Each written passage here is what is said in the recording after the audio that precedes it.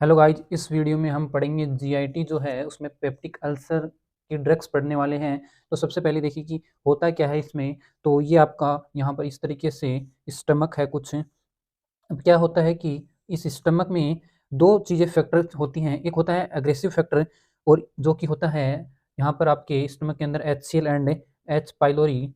तो ये दोनों एग्रेसिव फैक्टर होते हैं और उसके बाहर की म्यूकस पर यहाँ पर इस एग्रेसिव फैक्टर को प्रोटेक्ट करने के लिए प्रोटेक्टिव फैक्टर होते हैं जो कि म्यूकस होता है एंड HCO3 माइनस होता है। अब ये प्रोटेक्टिव फैक्टर हैं और ये आपके हो गए एग्रेसिव फैक्टर। अब इन दोनों का अगर इम्बैलेंस हो जाएगा तो आपकी पेप्टिक अल्सर डिजीज हो जाएगी। अब यहाँ पर ट्रीटमेंट में क्या करेंगे वो देखिएगा। सबसे पहले आपका जो स्टमक है उसमें एसिड सिक्रेशन जो है वो पैराइटल सेल से होता है। अब ये आपकी एक पैराइटल सेल है कुछ इस तरीके से आपकी पैराइटल सेल है। तो इसमें होता क्या है कि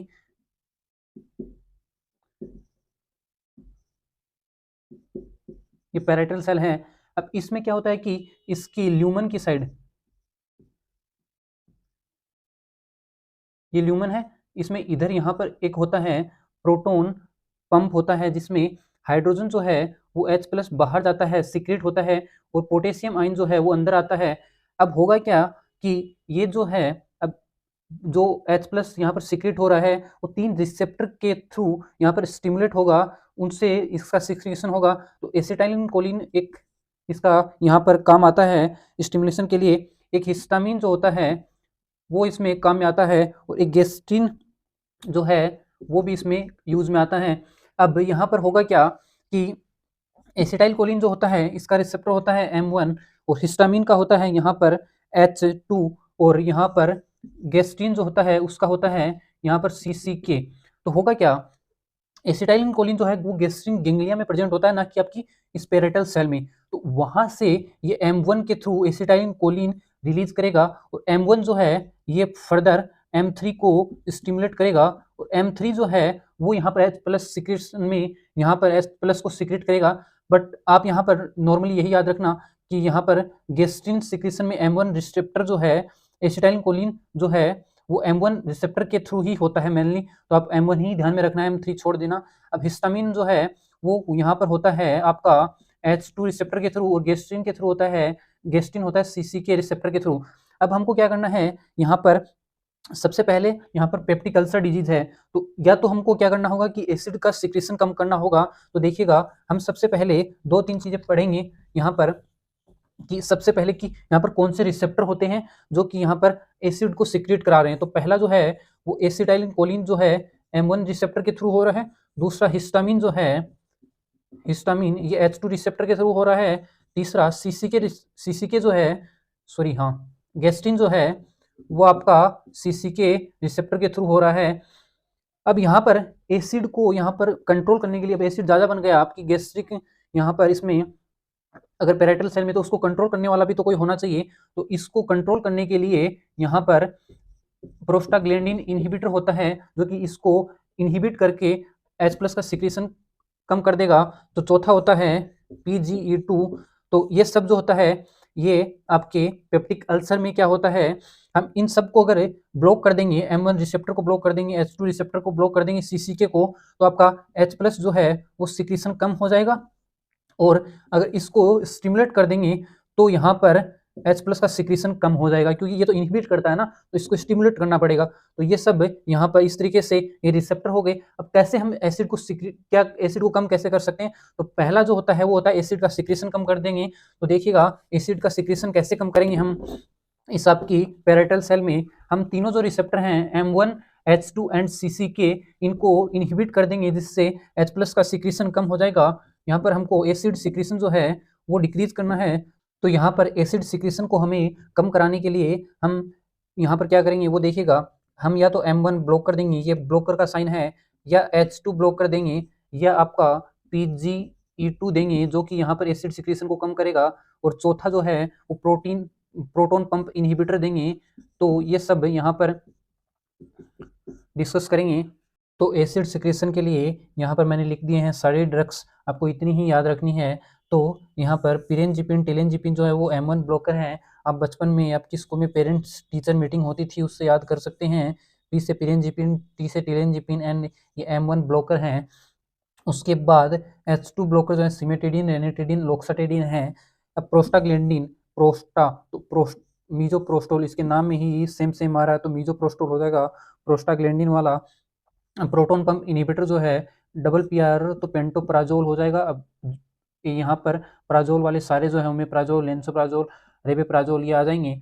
अब एक एक करके यहाँ पर ये सारी ड्रग्स देख ली हैं हमने। अब प्रोटोन पंप इनिबिटर की बात करूंगा तो चलिए स्टार्ट करता हूँ। तो प्रोटोन पंप इनहिबिटर जो होता है इसमें आप देखिएगा ये नॉर्मली जो होता है प्रोटोन पंप इनहिबिटर की मैं अगर बात करूं ये एसिड लेबाइल होता है। तो यहाँ पर अगर एसिड लेबाइल होगा तो ये खुद ही अगर प्रोटोन पंप इनहिबिटर देंगे तो एसिड तो अंदर सीक्रेट हो रहा है, ये भी एसिड लेबाइल है, तो फिर ये तो यूज ही नहीं आएगा, कैसे यूज करेंगे हम। तो देखिएगा अलग तरीके से इसको कैसे काम में लेते हैं वो देखिएगा। इसमें क्या करते हैं कि एसिड रेजिस्टेंस के लिए यहाँ पर हम कोटिंग करते हैं। वो कोटिंग जो होगी यहाँ पर उसको नाम देते हैं एंट्रिक कोटिंग करते हैं, जिससे ये एसिड लेबाइल नहीं रहेगा, जिससे इसको हम प्रोटोन पंप इनिबिटर को यहाँ पर पेप्टिक अल्सर डिजीज में दे सकते हैं। अब अगर कोई भी रीजन हो पेप्टिक अल्सर डिजीज में, किसी भी रीजन से अगर पेप्टिक अल्सर डिजीज हो रहा है वहाँ पर ड्रग ऑफ चॉइस है आपका प्रोटोन पंप इनहिबिटर। और drug of choice proton pump inhibitor आपका GERD जो है गैस्ट्रिक ईसोफेजियल रिफ्लक्स डिजीज उसमें भी है।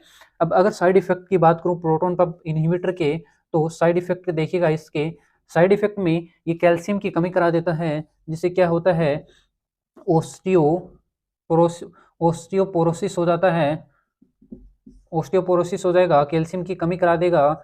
उसके अलावा यहाँ पर ये विटामिन B12 है की कमी करा देगा, जिससे मिगेलोब्लास्टिक एनीमिया हो जाएगा।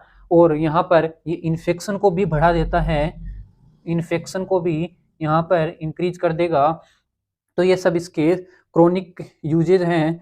अगर हम इसको बहुत लॉन्ग टाइम के लिए यूज करें तो इन्फेक्शन बढ़ जाएगा, विटामिन B12 की कमी हो जाएगी, मेगलोब्लास्टिक एनीमिया हो जाएगा एंड ऑस्टियोपोरोसिस हो जाएगा। अब हम पढ़ते हैं एंटासिड क्या चीज होती है।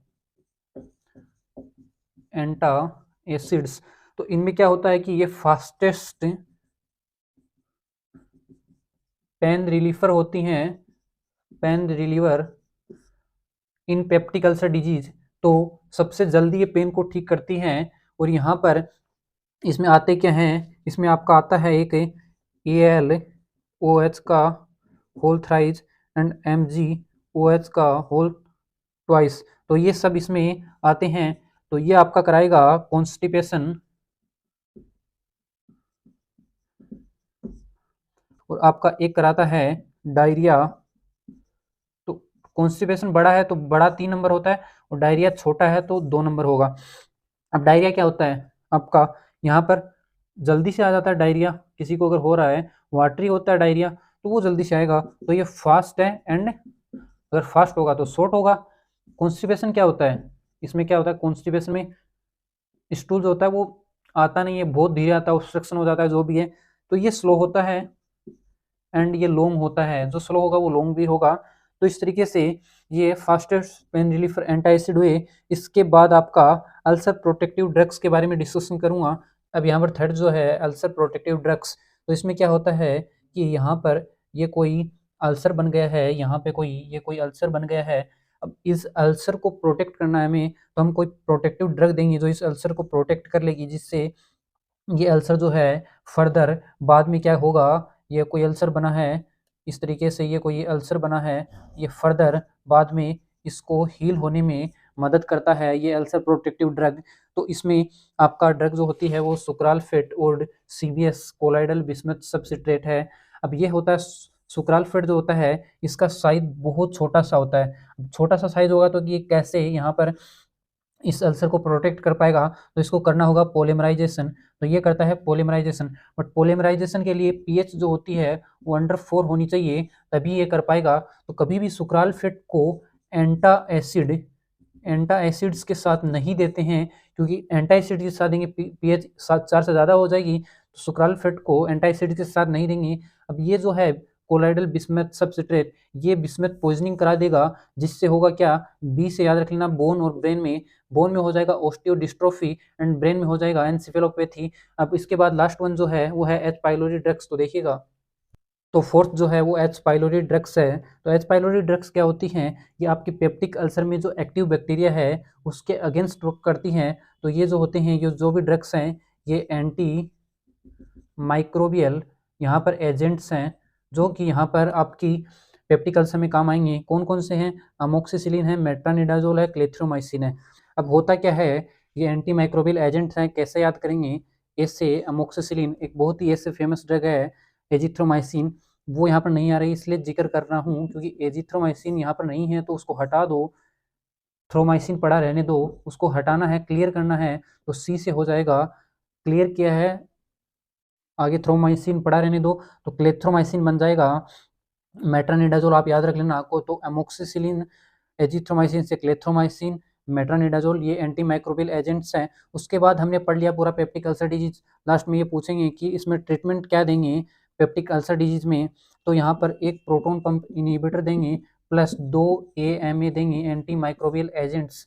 तो यहाँ पर इसमें कैप थेरेपी देते हैं, जिससे सी से हो जाएगा क्लेथ्रोमाइसिन, ए से हो जाएगा अमोक्सिसिलिन, पी से हो जाएगा प्रोटोन पंप इनहिबिटर।